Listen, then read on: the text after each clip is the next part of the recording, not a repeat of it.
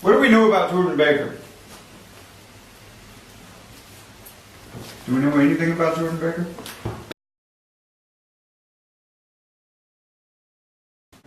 She's a nice girl, said Tom after a moment. They oughtn't to let her run around the country this way. Who oughtn't to? Inquired Daisy coldly. Her family. Her family is, went on, about 1,000 years old. Besides, Nick is going to look after her. Aren't you, Nick? Right? So, think of it. Why do we get the sense that, or what sense do we get about Tom's attitude toward Jordan Baker? Does he like her? Does he dislike her? Is he indifferent? Indifferent. He's indifferent? No. Okay. Well, what do you think? Well, if he were indifferent, why would he be saying anything about her running around the country? Why is he saying something about her running around the country? Is that a criticism? What does Jordan do for a living?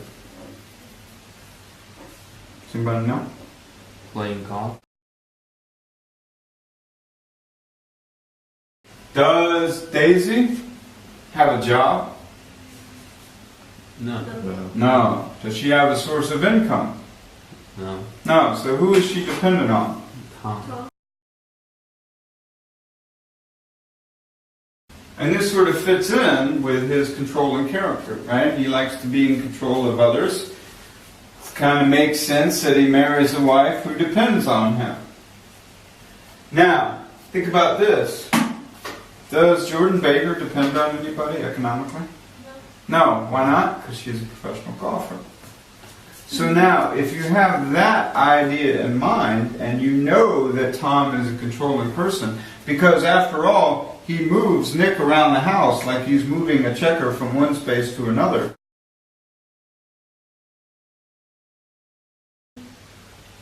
So you get this sense that he's controlling with Nick, and Nick is just a visitor. He's controlling with Nick. He's married a wife that's dependent on him. How can we interpret this quote? She's a nice girl, said Tom after a moment. They oughtn't to let her run around the country this way. How could we interpret that quote now? Now that we understand that this characteristic expresses itself with the way that he moves Nick around the house like a checker, and the way he sort of married a wife who's dependent upon him. How can we interpret this quote? Does he seem to approve of Jordan Baker's independence? No.